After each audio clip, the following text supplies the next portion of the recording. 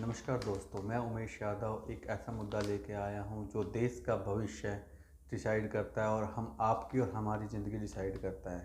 हमारा कैरियर, हमारे उन्नति, इकोनॉमिकली, फाइनेंशियली सारा हम देखते हैं कि हमारा देश किस तरफ हमारा मोड़ लेगा। ये कहानी, ये मेरा मुद्दा है इलेक्शन कमिश्नर से जुड़ा हुआ, जो अरुण गोयल जी, जो 19 नवंबर को ज्वाइन किया है जिन्होंने। इस पर एक पीआईएल लगी हुई है सुप्रीम कोर्ट में, जो जाने माने वकील प्रशांत भूषण ने इस पर पीआईएल डाली है। तो उसमें तत्काल ही 5 जजों की एक कमेटी बनी और जिसको लीड कर रहे हैं जज मिस्टर जोसेफ, जो इसको लीड कर रहे हैं। तो जब इन्होंने 5 कमेटी की टीम ने जब गठित करके और जब सरकार से जवाब मांगा, तो वहाँ के भारत सरकार की तरफ से जो प्रतिनिधि आए, attorney general mister R Venkataramani, तो उन्होंने कहा कि सुप्रीम कोर्ट, क्योंकि कोर्ट में बहुत मामले हैं, आप इम्पोर्टेंट मामले कुछ और लीजिए, इस मामले को रिजेक्ट कर दीजिए।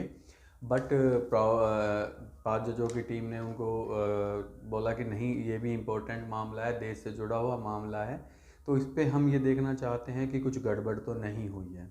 तो क्योंकि आपने 24 घंटे में वीआरएस लेने के 24 घंटे में उनको इलेक्शन कमिश्नर बना दिया है, तो उसके पीछे हमने उन फाइलों को चेक करना कि क्या प्रोसेस प्रॉपर तरीके से सही तरीके से उसको फॉलो किया है, या कुछ गड़बड़ है, या सरकार ने अपने मतलब के लिए कुछ चेंजेज किए हैं।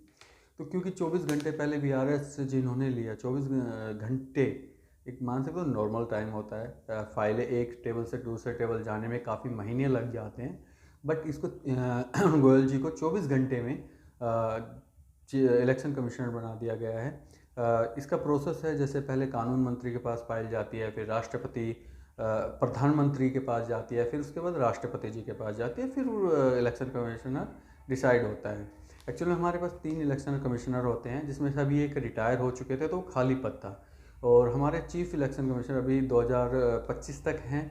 और ये कहानी आज से नहीं, 2025 के तक भी लिखी जा रही है, क्योंकि उनके बाद अरुण गोयल जी का नंबर आ जाएगा। बट इलेक्शन कमिश्नर जो डिसाइड होता है, उसका एक प्रोसेस है, या तो इंडियन इलेक्शन कमीशन में सचिव हो, या राज्य का मुख्य चुनाव आयुक्त, चीफ इलेक्शन कमिश्नर हो स्टेट का, वो ही इस पोस्ट पे आ सकता है। लेकिन एक नया ही एकदम आया है कि एक भारत सरकार में सचिव था, उन्होंने वीआरएस दवाया और उसको फिर उन्होंने सीधा इलेक्शन कमीशन में डाल दिया, सेलेक्ट कर लिया। अब उसके बाद कहानी आती है सुप्रीम कोर्ट की।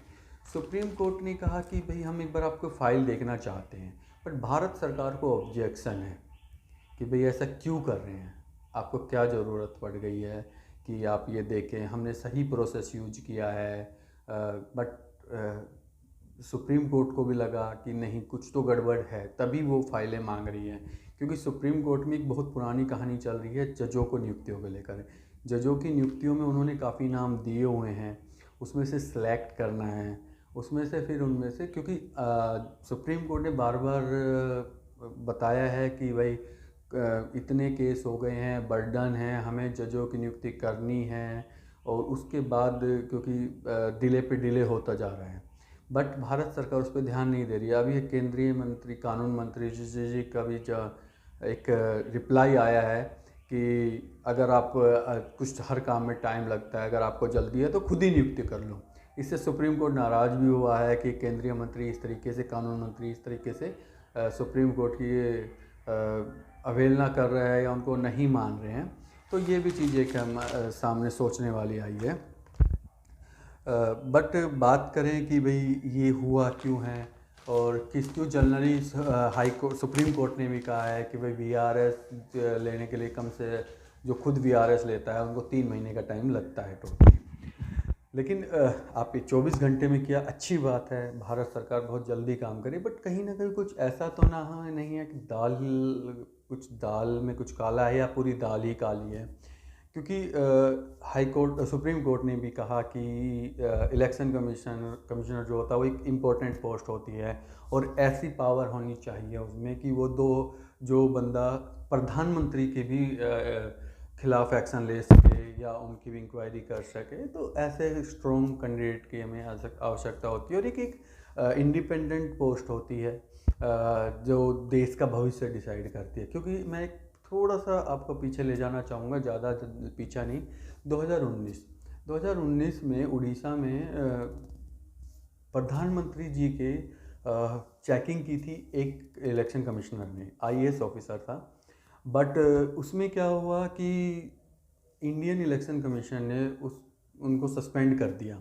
लेकिन उनके सस्पेंड होने के बाद इनका आईएएस का एक संगठन है कैट, उन कैट ने विरोध दर्ज किया, काफ़ी हद तक चला ये, तब जाके उनका जो सस्पेंशन था वो वापस लिया और वो पोस्ट पे आए।